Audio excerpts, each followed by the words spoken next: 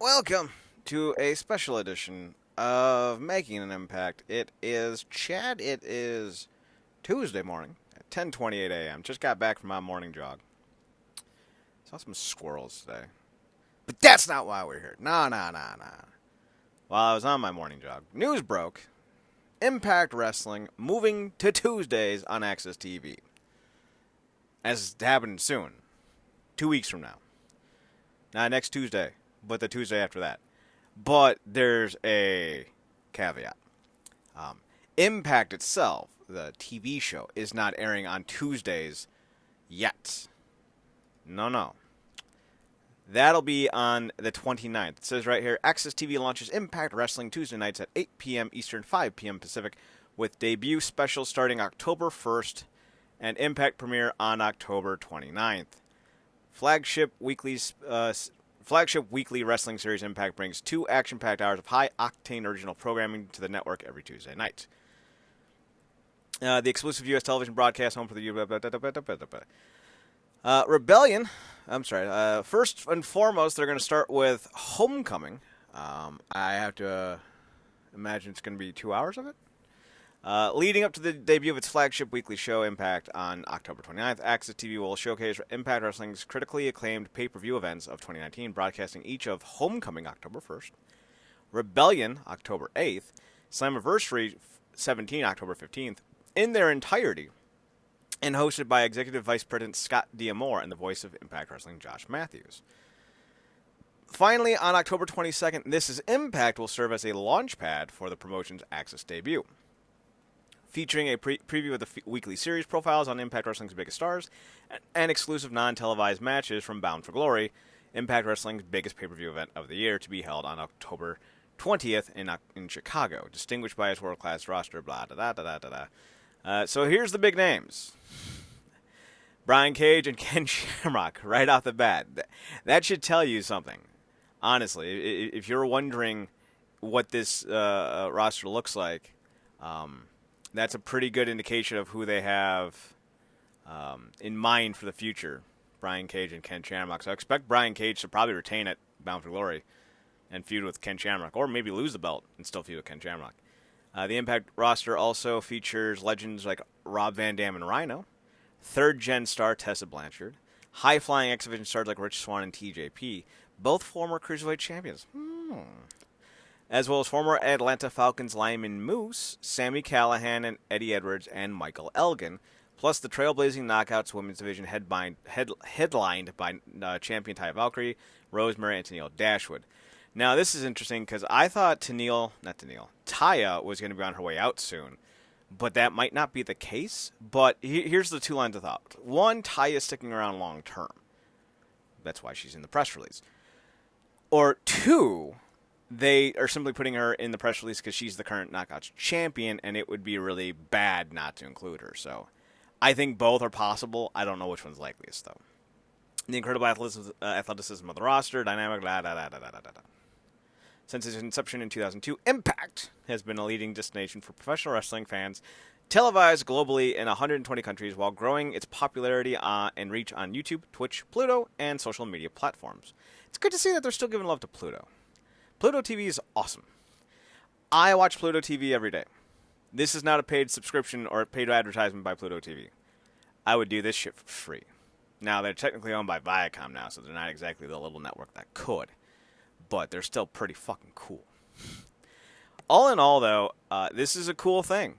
It means that our weekly Impact recap show and news show, Making an Impact, which is what this one is called, will be on a different night. We'll be moving back from Monday to Wednesday. That was a short stint on Mondays. That way we can do a adequate job covering Impact in a timely manner. It was either Tuesday or Thursday, and if they did Thursday, we would stay on Monday, but that would be like a 4-day gap, and that would suck. But that's not the case anymore, so here we are, back to Wednesdays. We'll do that after the first episode, so we'll stick on Mondays for now. It'll also just be easier with Bound for Glory. We'll cover that on Mondays, and there you go. But October 20, what did they say, 29th? October 29th, we'll be moving back to Wednesdays. So we'll be on October 30th, Halloween Eve. Spooky. What do you guys think? Are you guys excited for AXS on TV? They are still going to simulcast it on Twitch, I believe, as well as have a today's Tuesday, Saturday, Sunday, Monday, as well as a 4-day turnaround on the Impact Plus app. So, you'll still be able to see it. Doing it in my head. Saturday mornings, you can now watch Impact Wrestling on Impact Plus. So you can watch it on twitch.tv/Impact Wrestling. You can watch it on AXS TV, or you can watch it on Impact Plus 4 days later. So, really no reason not to watch Impact anymore. This is a good move. AXS has a better commercial advertising rate than Pursuit or Pop TV, for that matter. And with AXS now being owned by Anthem, that means all the money that Impact will make for themselves via commercials will go straight to Anthem and be doled back into Impact, because Impact is arguably Anthem's most noteworthy property. So it's not like they're going to start cutting the purse strands, that's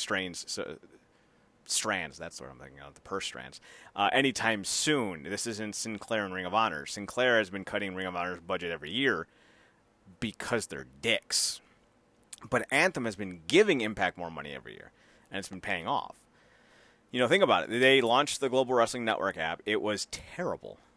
But then they're like, we're going to put like a couple more $1 million into this shit, spruce it up, change the name, change the look, make it run better. And Impact Plus is the best digital streaming sports app I've ever owned. And I owned Impact On Demand. That was like, 2010? They should never have gotten rid of that. But they brought it back, essentially, with Impact Plus. So I'm not that mad anymore. Still a little salty, though. So this is good news all around. And yes, Kevin Sullivan is leaving Impact. Not that Kevin Sullivan. The other Kevin Sullivan. But that's not that surprising, as he was a Jeff Jarrett guy.